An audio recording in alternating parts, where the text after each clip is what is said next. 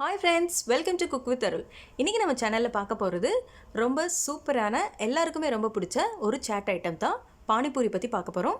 பானிபூரியில பானி, அப்புறமா ஸ்வீட் பானி, அப்புறமா கரம் பானி எல்லாமே எப்படி பண்றதுன்னு பார்க்க போறோம். அதுக்கு முன்னாடி சேனலை சப்ஸ்கிரைப் பண்ணாதவங்க சப்ஸ்கிரைப் பண்ணிக்கோங்க. அப்படியே அந்த பெல் ஐகானையும் பிரஸ் பண்ணி ஆலை செலக்ட் பண்ணிக்கோங்க.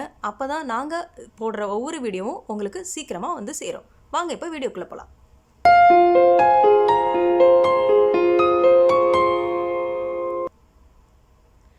இப்போ பானிபூரிக்கு தேவையான பொருட்கள் என்னன்னு பார்த்துடலாம்.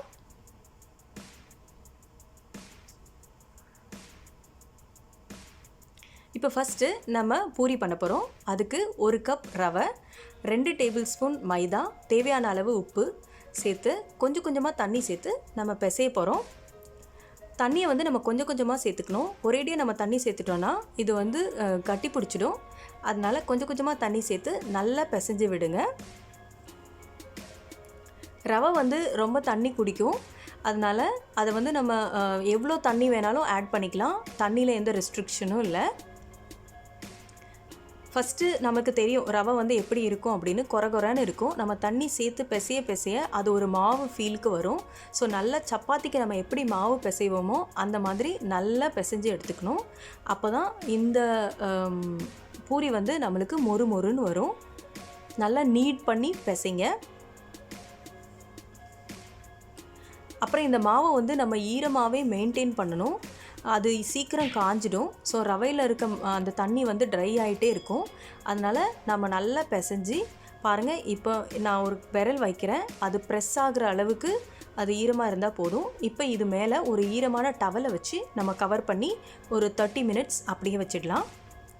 அந்த டைமில் நம்ம வந்து க்ரீன் பானி ரெடி பண்ணிட்டு வரலாம். அதுக்கு ஒரு மிக்ஸி ஜாரில் 1 கொத்து புதினா, 1 கொத்து மல்லி, 4 பச்சை மிளகா, கொஞ்சம் இஞ்சி, 2 பூண்டு, கருவேப்பிலை, மிளகு இதெல்லாம் சேர்த்து நம்ம பேஸ்ட் மாதிரி அரைச்சி எடுத்துக்க போகிறோம். இப்போ அதை ஒரு மிக்சிங் பவுலில் மாற்றிக்கலாம். இது கூட ஒரு பெரிய எலுமிச்சம்பழம் சைஸ் புளியை வந்து நான் கரைச்சி வச்சுருக்கேன். அந்த தண்ணியை இதில் சேர்த்துடலாம். இதில் தேவையான அளவு உப்பு சேர்த்து இன்னும் கொஞ்சம் தண்ணி மிக்ஸ் பண்ணி இதை நம்ம நல்லா மிக்ஸ் பண்ணிக்கலாம். பார்த்திங்களா, இப்போ நம்மளுடைய பானி ரெடி ஆகிடுச்சு. இதில் ஒரு ஹாஃப் லெமன் புளிஞ்சு விட்டுக்கிறேன். உங்ககிட்ட சாட் மசாலா அவைலபிளாக இருந்தால் இப்போ நீங்கள் இதில் சாட் மசாலா கூட நீங்கள் சேர்த்துக்கலாம். பட் நம்ம வீட்டில் அவைலபிளாக இருக்கிற திங்ஸே வச்சு நம்ம பண்ணுறோம். ஸோ நான் சாட் மசாலா ஆட் பண்ணலை.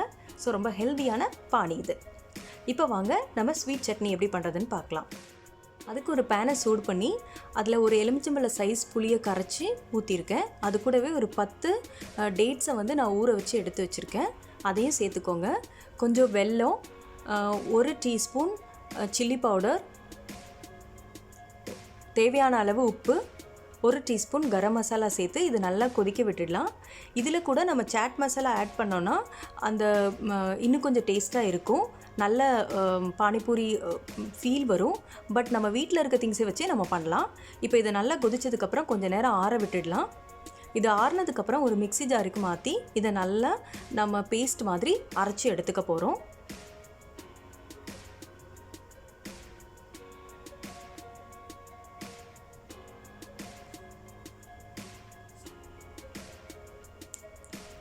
பார்த்தீங்களா, சூப்பரான இனிப்பு சட்னி ரெடி ஆகிடுச்சு. இப்போ வாங்க நம்ம பூரி சுட்டுட்டு வந்துடலாம். இப்போ நம்ம வந்து ஆல்ரெடி கொஞ்ச நேரம் வச்சுருந்தோம் இல்லைங்களா, அந்த மாவை எடுத்து நல்லா பிசைஞ்சு சின்ன சின்ன உருண்டையாக எடுத்துக்கலாம். இது நம்ம இப்போ சப்பாத்தி கல்லை வச்சு சப்பாத்தி மாதிரி நம்ம தேய்ச்சி எடுத்துக்க போகிறோம். ஸோ தனித்தனியாக உருண்டையாக பிரித்து எடுத்துக்கலாம். எப்போதுமே இந்த உருண்டை வந்து நம்ம கொஞ்சம் ஈரப்பதத்தோடு இருக்கணும். அதனால் நீங்கள் துண்டு மூடி வச்சு, ஈரமான ஒரு துண்டை வச்சு மூடி வச்சுக்கோங்க. காஞ்சிடுச்சு அப்படின்னா நம்மளுக்கு நல்லா வராது. ஸோ இப்போ வந்து நம்ம அந்த சப்பாத்தி கல்லில் கொஞ்சம் எண்ணெய் தடவிக்கோங்க. அந்த உருட்டுற கல்லுலேயும் நம்ம தேய்ச்சிக்கலாம். அப்போ தான் வந்து அது ஒட்டாது. ஏன்னா ரவையில் வந்து ஈரப்பதம் இருக்கும்போது நம்ம வச்சு தேய்ச்சோம் அப்படின்னாக்கா அது கீழே ஒட்டிடும். அதுக்காக தான் நம்ம எண்ணெய் தேய்ச்சிருக்கோம்.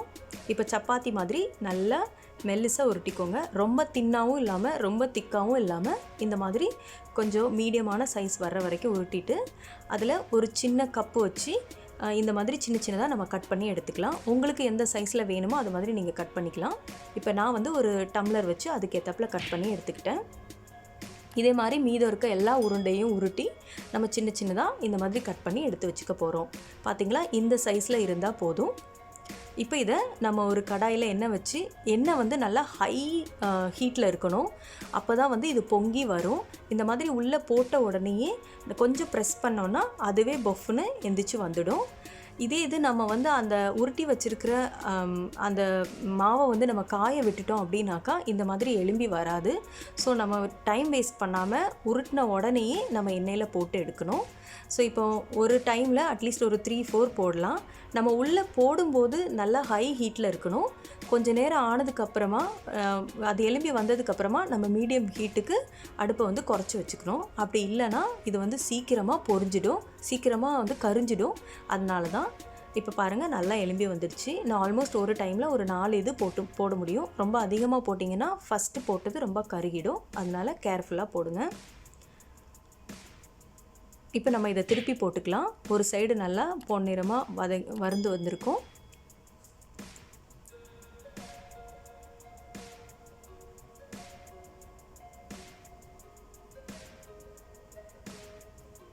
பார்த்தீங்களா, இவ்வளோ நல்லா ப்ரௌனிஷாக வந்திருக்கு. இப்போ எல்லாத்தையும் நல்லா திருப்பி போட்டு அதே மாதிரி அடுத்த சைடு ப்ரௌனிஷ் ஆகிற வரைக்கும் நம்ம வறுத்துக்கலாம். பாருங்கள், இப்போ 2 சைடுமே ப்ரௌனிஷாக மொறுன்னு சூப்பராக பூரி ரெடி ஆயிடுச்சு. இதே மாதிரி எல்லா பூரியும் பொரிச்சு எடுத்துக்கலாம். இப்போ வாங்க உள்ளே வைக்கிற ஸ்டஃபிங் பண்ணுறது எப்படின்னு பார்க்கலாம். அதுக்கு நான் 2 உருளைக்கிழங்கை அவிச்சு இந்த மாதிரி ஸ்மாஷ் பண்ணி எடுத்திருக்கேன். கூடவே கொண்டக்கடலையும் ஊற வச்சு அவிச்சு எடுத்திருக்கேன். ஒரு பெரிய வெங்காயத்தை வெட்டி போட்டிருக்கேன்.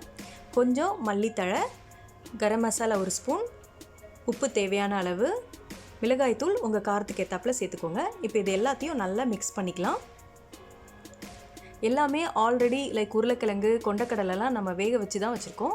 ஸோ அதனால் நம்ம இனிமேல் திரும்ப இதை அடுப்பில் வைக்க வேண்டிய அவசியம் இருக்காது. நல்லா மிக்ஸ் பண்ணிக்கோங்க. இதில் இப்போ ஒரு 1/2 லெமனை நம்ம புழிஞ்சு விட்டுக்கலாம். அப்போ தான் அந்த புளிப்பு டேஸ்ட் வந்து ரொம்ப சூப்பராக இருக்கும். இதுவும் நல்லா எல்லா இடத்துலையும் படுற மாதிரி நல்லா மிக்ஸ் பண்ணிக்கலாம். இது வந்து நம்ம ஒவ்வொரு பூரிக்குள்ளேயும் வைக்க போகிறோம். ஸோ வந்து உருளைக்கிழங்கு இதெல்லாம் வந்து தனித்தனியாக தெரிஞ்சால் நல்லா இருக்காது. ஸோ நல்லா ஸ்மாஷ் பண்ணிக்கோங்க.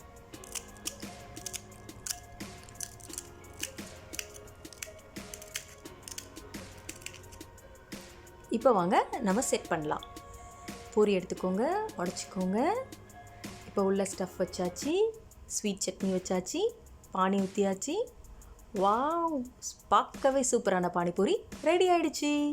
தேங்க்யூ ஃபார் வாட்சிங். இந்த வீடியோ உங்களுக்கு பிடிச்சிருந்ததுன்னா லைக் பண்ணுங்கள், ஷேர் பண்ணுங்கள், கமெண்ட் பண்ணுங்கள். இதே மாதிரி ஒரு சூப்பரான வீடியோட நான் உங்களை வந்து மீட் பண்ணுறேன். Until then, bye from Arul.